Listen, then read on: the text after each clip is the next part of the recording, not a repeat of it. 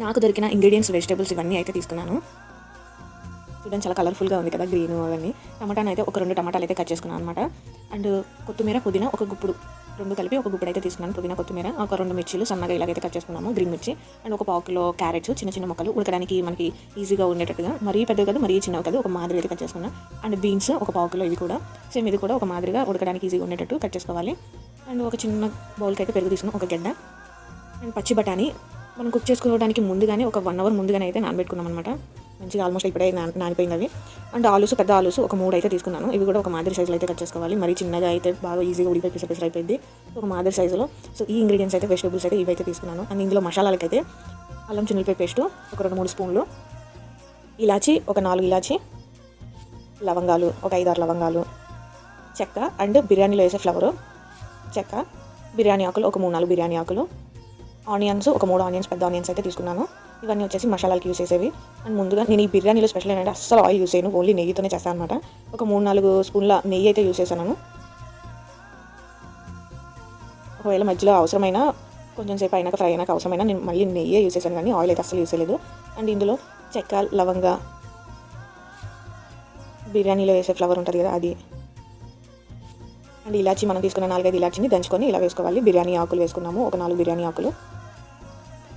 And పచ్చిమిర్చిని cut చేసుకొని పెట్టుకున్నాం కదా, అవి కూడా వేసేసుకున్నాము.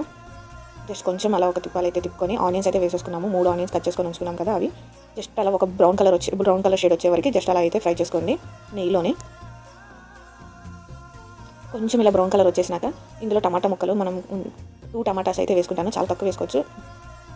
ఒక 2 టమాటాస్ అయితే వేసుకున్నాం, మీకు అవసరం లేదంటే వేసుకోకపోయినా పర్లేదు, బట్ వేసుకుంటే మంచిది. అల్లం చిన్నులపాయ పేస్ట్, అండ్ ఇది కూడా జస్ట్ అలా తిప్పుకొని పచ్చివాసన కూడా కొంచెం అలా మొత్తానికి అల్లం చిన్నులపాయ పేస్ట్ టమాటాలు మొత్తానికి కలిసేటట్టు. అండ్ పుదీనా, కొత్తిమీర ఆకు కూడా వేసేసుకున్నాము. ఇవన్నీ కూడా మంచిగా ఒక్కసారి అయితే ఇలా తిప్పేసుకొని ఆకు, చిన్నులపాయ పేస్ట్, వెజిటబుల్స్ అన్నీ అయితే నిదానంగా ఒకటి అయితే వేసేసుకోవాలి. బఠానీలు నానబెట్టుకొని ఉంచుకున్న బఠానీ మొత్తం వేసేసుకున్నాము. ఆలు పీసెస్, ఆలు ముక్కలు కూడా ఒక మాదిరిగానే కట్ చేసుకుంటాను, నేను పెద్ద పెద్ద అయితే వేయను. సో మనకైతే కరెక్ట్ టైంకి అయితే మగ్గిపోతాయి అవి. అండ్ వీటితో పాటు బీన్స్ అండ్ క్యారెట్, మనం కట్ చేసుకున్న క్యారెట్ పావుకిలో, బీన్స్ పావుకిలో, ఆలూస్ ఏమో ఒక 3 పెద్దవి అయితే తీసుకున్నాం. మొత్తం అయితే మంచిగా నీట్గా ఇలా కలిపేసుకోవాలి. మసాలాలు వెజిటేబుల్స్ అన్నిటికీ పట్టేసేటట్టు నీట్గా అయితే ఇలా కలిపేసుకోవాలన్నమాట. కలిపేసుకొని జస్ట్ ఒక మగ్గనివ్వండి, ఒక 5 to 6 మినిట్స్ అయితే మగ్గనివ్వండి. అండ్ తర్వాత ఇందులో సాల్ట్ అనేది వేసుకున్నాము, ఒక 2 స్పూన్ల సాల్ట్ వేసుకున్నాము. క్వాంటిటీని బట్టి వేసుకోండి సాల్ట్. అండ్ గరం మసాలా ఒక స్పూను. అండ్ ఇందులోనే కారము లైట్గా వేసుకోండి, ఒక స్పూన్ కారం అయితే వేసుకున్నాం మేము. గరం మసాలా, సాల్ట్ ఒక 2 స్పూన్లు, కారము ఒక స్పూను, అండ్ పెరుగు మనం తీసుకున్న గడ్డ పెరుగు అది కూడా ఇందులో వేసుకొని ఈ 3 కూడా నీట్గా వెజిటబుల్స్కి ఎంత మంచిగా చూడడానికి కలర్ఫుల్గా ఉన్నాయి కదా వెజిటబుల్స్ అన్ని, ఈ పెరుగు కూడా మంచిగా నీట్గా ఇలా కలిపేసుకొని ఇంకొక 5 మినిట్స్ అలా ఒకసారి మగ్గనిచ్చి అయితే చెక్ చేద్దాము. వాటర్ అన్ని కూడా ఒకసారి పైకి అయితే వస్తాయి, ఇలా వాటర్ అయితే పైకి వచ్చాయి చూసారా.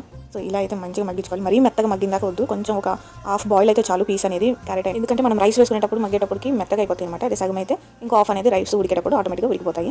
ఇందులో వాటర్ వచ్చేసి మేము నార్మల్ రైస్ తీసుకున్నాం కాబట్టి గ్లాస్ రైస్కి 2 గ్లాసెస్ ఆఫ్ వాటర్ అనేది యూస్ చేసాము. 2 గ్లాస్ వాటర్ అయితే పట్టిద్ది. మేము నార్మల్ రైస్ అయితే యూస్ చేసామన్నమాట బిర్యానీకి. సో ఇలా వాటర్ పోసుకున్నప్పుడే మీరు ఒకసారి అన్నీ కలుపుకొని సాల్ట్ అవన్నీ కరెక్ట్గా సరిపోయినా లేదో ఒకసారి అయితే చెక్ చేసుకోండి వాటర్ పోసినప్పుడే. ఒకవేళ మీకు సరిపోలేదు అనుకుంటే సాల్ట్ అనేది ఇక్కడ వేసేసుకోవచ్చు.